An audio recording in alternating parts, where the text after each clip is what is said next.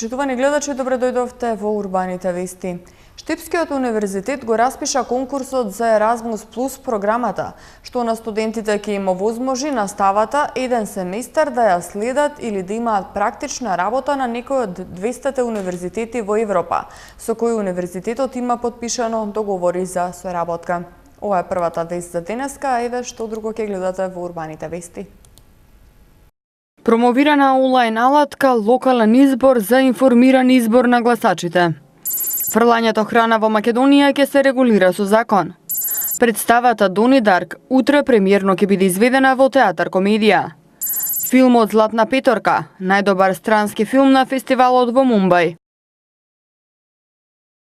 Институтот за истражување Импакт денеска ја промовираше онлайн алатката Локален избор, која на гласачите ќе им овозможи да ги споредат своите позиции со позициите на кандидатите и партиите кои ќе учествуваат на предстојните локални избори.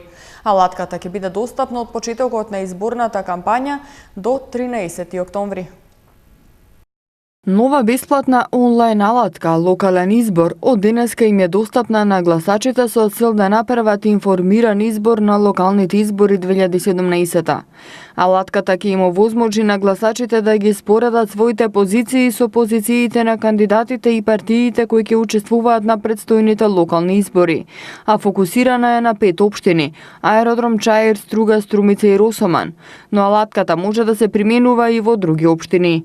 Лура Положани, проектен координатор на денешната пресконференција, истакна дека алатката ќе биде достапна до 13 октомври, а резултатите од примената на алатката ќе бидат објавени еден месец по изборите. Повеќето од изборите се од програмите, партиски програми, кои можат да се делат во повеќе општини. Оваа алатка ќе биде достапна до 13 октомври, значи ден пред предизборниот молк. После еден месец подоцна ќе можеме да го делиме извештајот за сите резултати, но меѓувреме ќе можеме да делиме интересни, значи резултати кои произлегуваат од употребата на алатката на нашата Facebook страница и во Instagram, за да може и луѓето да гледат од прилика каде стојат граѓаните, што мислат до сега за неколку од овие проблематики. И се надеваме дека на овој начин граѓаните ќе можат да земат информации за што мислат нивните кандидати. Со помош на оваа алатка граѓаните ќе имаат можност да одговорат на серија од 20 внимателно селектирани искази, поважни прашања групирани во 8 тематски области, кои се во надлежност на локалната самоуправа, и тоа урбанизам и комунални работи, заштита на животната средина, безбедност, транспарентност и учество на граѓаните, децентрализација, економски развој, социјална грижа и еднакви можности. Од Импакт истакнуваа дека важно е да се укаже дека алатката не им кажува на корисниците за која партија или кандидат да гласаат, туку им покажува каде се поставени нивните лични ставови на политичката сцена и согласно тоа кои кандидати им се блиски, а кои далечни во однос на политичките партии. За запознавање со алатката и начинот на кој таа функционира, ќе биде спроведена кампања која ќе опфати штандови на јавни простори, посета на средни училишта каде има лица кои првпат ќе гласаат, посета на домови со стари лица, како и посета на урбани заедници во 5 општини. Алатката е изработена од Институтот за истражување Импакт и е достапна на македонски и на албански јазик на веб страницата lokalenizbor.mk. Од 1 октомври во училиштата во општина Центар започнува да се реализира проектот Образование без пречки, со кој ќе бидат обезбедени 15 лични асистенти за помош на деца со попреченост во развојот. Општина Центар во соработка со UNDP и Агенцијата за вработување започнува проект Образование без пречки во основните општински училишта. Општината потпиша меморандум за реализација на проектот со кој ќе бидат обезбедени 15 лични асистенти за помош на децата со попреченост во развојот. Ангажираните лица се невработени, а на учениците во текот на целата работна недела по 4 часа во текот на денот ќе им пружаат помош при движење низ училиштата, помош при користење на дидактички материјал во текот на наставата и при извршување на училишните обврски, како и олеснување на комуникацијата на учениците со наставниците, информираат од Општина Центар. Со реализација на проектот се очекува 15 ученици кои имаат наод од лекар и согласност од родителите да остварат подобар успех при совладување на наставниот материјал, да им биде олеснет процесот на интеграција и да се зголеми свесноста кај останатите ученици за потребата на деца со попречености. Асистентите ќе примаат месечен надоместок од 6200 денари, а проектот започнува на 1 октомври и ќе трае до 10 јуни, односно до крајот на учебната година. За асистентите ќе биде организирана неколкудневна обука за запознавање со детето, училиштето, наставниот кадар и опкружувањето. Со представата Дони Дарк, театар комедија ќе отвори новата сезона. Ова е само најава за прилогот кој следува подоцна. Во Македонија се фрла 5000 тони храна годишно. Со законско решение за ослободување на бизнисите од данокот на додадена вредност за храната која ќе ја донираат, ќе се стимулираат угостителските локали и супермаркети да ја донираат храната, наместо истата да завршува на депонија. До почетокот на наредната година во Македонија со закон ќе се регулира донирањето на храна во хуманитарни цели. Станува збор за огромна количина на храна, со која во Македонија на годишно ниво би можеле да се нахранат околу 13.000 луѓе со 3 оброка дневно. Со регулирањето на фрлањето на храната, најпрво ќе бидат опфатени маркетите, добавувачите и производителите, пошто во втората и третата фаза ќе бидат таргетирани и рестораните, кетеринг службите и домакинствата. Блаже Јосифовски, председател на Асоциацијата за чиста животна средина Ајде Македонија, која е иницијатор на законските измени, нагласи дека покрај обезбедувањето на храна за сиромашните, придобивките ќе се почувствуваат и од аспект на помало загадување и пренатрупување на депониите со храна. Сепак за успешна реализација на проектот потребна е соработка со производителите на храна, но и со домакинствата. Хуманиот аспект е присутен, вели Јосифовски, но донирањето поминува неофицијално, без конкретни податоци и бројки. Бевме исклучително изненадени од големиот интерес. Всушност, тие се како и секој од нас морална одговорност дека хранава е важно да се донира, да не се фрла. Тие изрази и на двата состанока и на другите наши состаноци интерес за тоа. И сите тоа го прават, но се прави тоа во некаква си сива зона, да не се каже, да не се збори, бидејќи сите се пазат од моменталната регулатива и тие се демотивирани тоа да го прават, бидејќи само им се има дополнителни само административни отежнувања моментално, но сите се заинтересирани доколку тоа е едноставно и брзо, дефинитивно сите сакаат да го прават, бидејќи и дополнително има возможува општествена одговорност да покажат со тоа, така што има интерес и сега ние велиме ајде да им дадеме услови да може тоа да го прават. И искрено веруваме дека тоа ќе го прават доколку ова се измени. Всушност се покажа и во други земји кои што направија вакво едно регулирање на оваа област дека доаѓа до зголемување на количините кои што се донираат и се оди на намалување на фрлањето на храна. Со законското решение ќе се бара бизнисите да бидат ослободени од данокот на додадена вредност за храната што ќе ја донираат, но и од кривична одговорност при евентуални незгоди или злоупотреби, ако доследно ги почитуваат правилата за безбедна храна. Васко Ристовски од Стопанската комора на Македонија информира дека прва во светот Франција го регулираше прашањето со фрлањето храна, а примерот веќе го следи Велика Британија, која годишно фрла по 15 милиони тони храна. Заинтересирани беа доста конструктивни и дадоа доста добри предлози во која насока би требало да се движи законската регулатива, што треба да преземеме од другите модели, што ни би им помогнало, во кој дел, како, дали тоа они ќе го прават, дали во соработка со производителите, дали можеби некое трето тело ќе се најде кое ќе врши целата оваа активност, собирање, доставување и така натаму и така натаму. Во секој случај има, се донира храна кај нас, но тоа се многу мали количини, најголемиот дел завршува на отпадите, се уништува. Согласно програмата Хоризонт 2020, Европската Унија планира да го намали отпадот на храна до 2025 година за 30%. Нема нови заболени од морбили, информираат од Центарот за јавно здравје Скопје. Екипи од Центарот за јавно здравје Скопје и Институтот за јавно здравје заедно вршат дополнителна проверка на вакциналните картони и ги повикуваат невакцинираните или непотполно вакцинираните деца. Центарот за јавно здравје Скопје информира дека нема пријавени нови случаи на заболени од морбили и оти се во добра здравствена состојба 5 лица кај кои беше регистрирано ова заболување и во петокот е прогласена ограничена епидемија во областа Кванташка депонија во општина Газибаба. За време на викендот се вакцинирани околу 100 лица кои биле во непосредна близина со заболените и кои не се вакцинирани или немаат потврда за вакцинација на територијата на општината каде е прогласена епидемија. Екипи од Центарот за јавно здравје Скопје и Институтот за јавно здравје заедно вршат дополнителна проверка на вакциналните картони и ги повикуваат невакцинираните или непотполно вакцинирани деца. Воедно наложено е на сите здравствени домови во државата приоритет да биде вакцинацијата, односно ревакцинација во училиштата против морбили, рубеола и паротит. Екипите за имунизација, доколку има потреба на територија на поедини подрачја, ќе вршат и теренска вакцинација, со цел изнаоѓање непријавени и воопшто невакцинирани деца на територија на град Скопје, соопштуваат од Центарот за јавно здравје. Започнува новата сезона на театар комедија со представата Дони Дарк во режија на Роберт Ристов.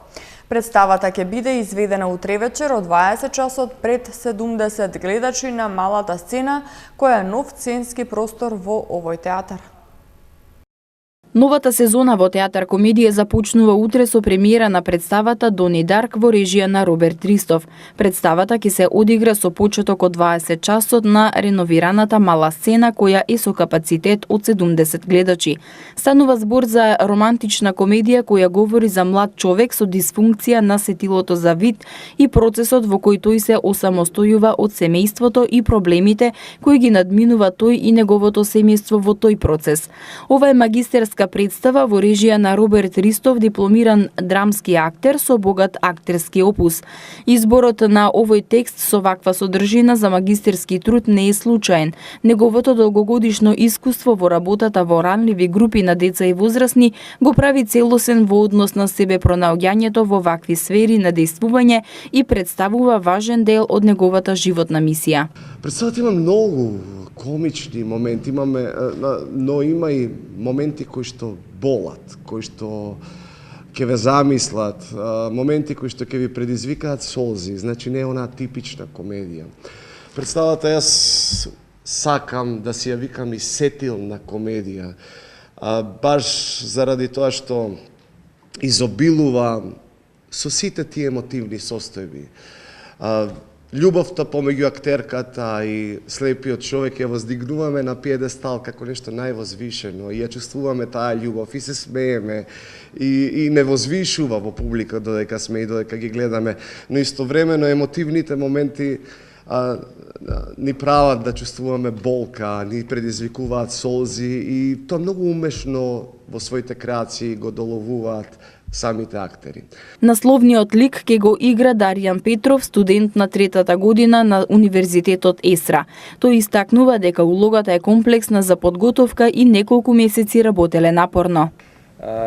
Се трудам да на моменти перцепцијата на очите да исклучувам и со слух да тоа и буквално го фиксирам очните мускули ги фиксирам во една точка и тоа е малце комплексно и заморува.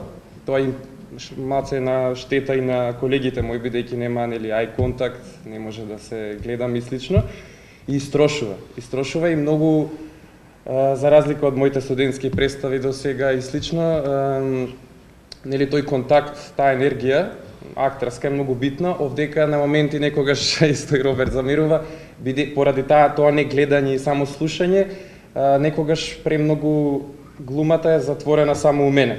Покрај Даријан Петров во актерската екипа се и Мирјана Поповска-Ристов, Магдалена Ризова-Черних и Сашо Ристовски, кој е нов член на ансамблот во театар комедија и негов уметнички директор.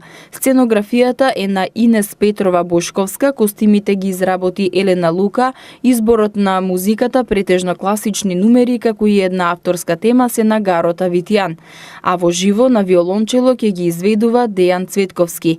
Новото раководство на Театар Комедија, директорката Мирјана Поповска-Ристов и уметничкиот директор Сашо Ристовски со оваа представа почнуваат да пропагираат еднакво општество и влез во театар за сите. За таа цел за влегување во театарот се направени пристапни патеки за лица со инвалидски колички, зашто од Полио Плюс театарот добил признание знаменце за пристапност. Кои делови од Скопје утре ќе останат без електрична енергија ќе погледнете малку подоцна. Македонскиот филм Златна петорка на Горан Тренчовски продолжува да освојува награди. Филмот синоќа победи на индискиот Јаграм филм фестивал и ја доби наградата за најдобар странски филм. Успехот на филмот го потврдуваат и странските дистрибутери кои се заинтересирани за правата за прикажување во Америка, Европа и Азија. Филмот Златна петорка на Горан Тренчовски победи на фестивалот во Мумбај, Индија и ја освои наградата за најдобар странски филм. Филмот во официјалната програма на 36-тиот интернационален филмски фестивал во Њу Џерси имаше и американска премиера, пошто беше поздравен со долготраен аплауз. На премиерата, меѓу другите, присуствуваа и бројни представници од американската филмска индустрија, како и од македонската заедница во САД. Потоа Златна петорка се прикаже и во Мумбај, на индискиот Јаграм филм фестивал, кој во моментов е најпосетениот филмски фестивал во Јужна Азија и се одржуваше во 16 градови во Индија. На затворањето на фестивалот синоќа во центарот на Боливуд, филмот ја освои наградата за најдобар странски филм, а режисерот Тренчовски имаше обраќање со видеопорака. Златна петорка, која во продукција на Револушен од Скопје, наскоро ќе учествува и на фестивали во Варшава, Санкт Петербург, Брно, Софија и Нови Сад, а странски дистрибутери се заинтересирани за правата за прикажување во Америка, Европа и Азија. Досега е селектиран на над 20 фестивали, освои 6 интернационални награди и е најгледан македонски филм изминатата сезона. Од денеска почнува усогласувањето на броилата за ефтината дневна тарифа која ќе започне од 1 октомври. И според одлуката, ефтина струја освен во нокните часови и недела, ќе има и 2 часа во текот на денот од понеделник до сабота. Ивана Македонија од денеска ќе почне да ги усогласува броилата на потрошувачите по одлуката на владата за враќање на ефтината дневна тарифа од 1 октомври. Ова го најави председателот на управниот одбор на Ивана, кој уверува дека сите 800.000 домаќинства до крајот на идниот месец ќе имаат дневна ефтина тарифа пред почетокот на грејната сезона. Според одлуката, ефтина струја ќе има 2 часа дневно од понеделник до сабота од 14 до 16 часот. Ефтина тарифа на струјата има и во текот на ноќните часови секој ден од 22 до 7 часот и во недела преку целиот ден. Поради закажани технички зафати во електромрежата, утре во одредени периоди од денот без струја ќе останат делови од Карпош, Аеродром и Петровец, соопшти регионалниот центар за управување со кризи по известување добиено од Ивана Македонија. Делови од општините Карпош, Аеродром и Петровец утре ќе останат без електрична енергија. Од 9 до 12 часот без електрична енергија ќе останат корисниците од улицата Крчин во општина Карпош. Во истиот период од денот утре без струја ќе бидат и корисниците од дел од улицата Трета македонска бригада, поточно броевите од 39 до 53 и околината во општина Аеродром. Од 8:30 до 11:30 часот утре електрична енергија ќе немаат и корисниците од Ржаничино, Школо Петровец, како и Радио Фар во општина Петровец. Променливо облачно и свежо време со локални врнежи од дожд ќе преовладува во Македонија до крајот на неделава, соопшти управата за хидрометролошки работи. Од среда кон четврток врнежите ќе бидат почести на југот и најинтензивни на југоистокот од земјата. Од четврток температурите ќе бидат пониски за неколку степени. Минималните ќе се движат во интервал од 1 до 11, а максималните од 15 до 22 степени. За време на викендот се очекува претежно стабилно и малку потопло време. А температурите по градови ги гледаме од МТМ Метео.